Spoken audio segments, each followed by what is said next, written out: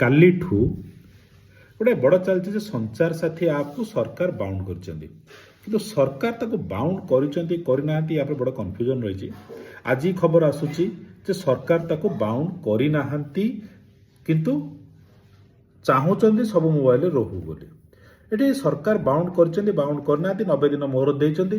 ଇଏ ଡିସ୍କସନକୁ ଆମେ ଯିବା ନାହିଁ, ସରକାରଙ୍କ ଇଚ୍ଛା ହେଲେ କରିବେ ନ କରିବେ। ଦୁଇଟା ମୁଖ୍ୟ ପଏଣ୍ଟକୁ ମୁଁ ଯିବି ଯେ ଇଏ ସଞ୍ଚାର ସାଥୀ ଆପ୍ଟା କ'ଣ କରେ।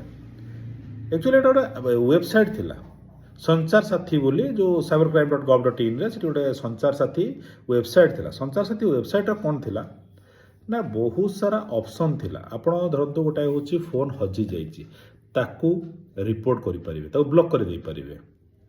ଆପଣ ଗୋଟେ ଫୋନ୍ କିଣୁଛନ୍ତି, ସେ ଫୋନ୍ର ଅଥେଣ୍ଟିସିଟି ଚେକ୍ କରିଦେଇପାରିବେ, ତାର IMEI ନମ୍ବରରୁ ଚେକ୍ କରିପାରିବେ ସେ ଫୋନ୍ଟା ଜେନ୍ୟୁନ୍ ଅଛି କି ଜେନ୍ୟୁନ୍ ନାହିଁ।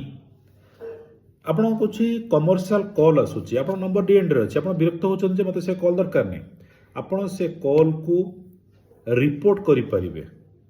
ଏମିତି ବହୁତ ସାରା ଅପସନ୍ ସେଥିରେ ଅଛି, ଯେଉଁ ଅପସନ୍ ଗୁଡ଼ାକ ବହୁତ ଦରକାରୀ ଅପସନ୍, କିନ୍ତୁ ଆମେ ତାକୁ ଜାଣୁନାହାନ୍ତି, ବ୍ୟବହାର କରୁନାହାନ୍ତି। ଆହୁରି ଗୋଟେ ବଡ଼ ହେଉଛି ଜିନିଷ ଅଛି, ଆମେ ସବୁବେଳେ ଗୋଟେ ଦ୍ୱନ୍ଦ୍ୱରେ ଥାନ୍ତି, ଜଣଙ୍କ ନାଁରେ କେତେଟା ସିମ୍ ଇସ୍ୟୁ ହେଇଛି ସିଏ କେମିତି ଜାଣିବ। ସଞ୍ଚାର ସାଥୀ ଆପ୍ରେ ସେ ଅପସନ୍ଟା ବି ଅଛି, ସେଠି ଆପଣ ଯାଇକି ନିଜ ନାଁରେ କେତେଟା ସିମ୍ ଅଛି ଚେକ୍ କରିପାରିବେ।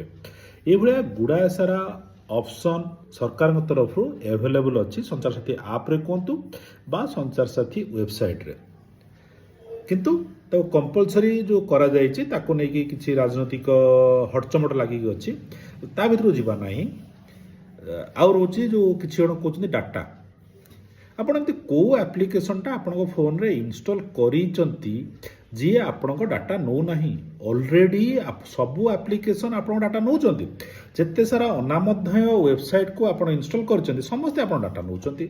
ତେଣୁ ଯେଉଁ ଆପ୍ ଆପଣ ଡାଉନଲୋଡ୍ କରିବେ ସେ ଡାଟା ନେବ, ସେ ଡାଟାଟା ସରକାରଙ୍କ ପାଖରେ ରହିପାରେ, ବାହାରକୁ ଯାଇପାରେ, ସେଟା ହେଉଛି ଆପଣଙ୍କ ଇଚ୍ଛା।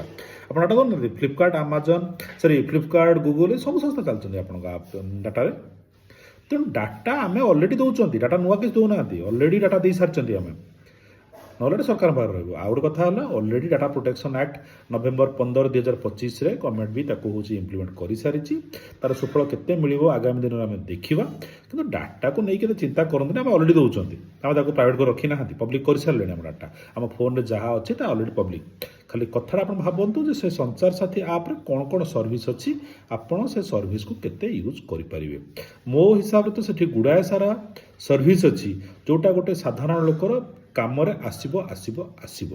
ତେଣୁକି ଆପଣଙ୍କ ଇଚ୍ଛା, ଆପଣ ଯାଇକି ସେ ୱେବସାଇଟ୍ରେ ବି ଦେଖିପାରନ୍ତି, ଆପ୍ଲିକେସନ୍କୁ ଇନଷ୍ଟଲ୍ କରି ଦେଖିପାରନ୍ତି କେତେ ସେଥିରେ କାମ ନାହିଁ।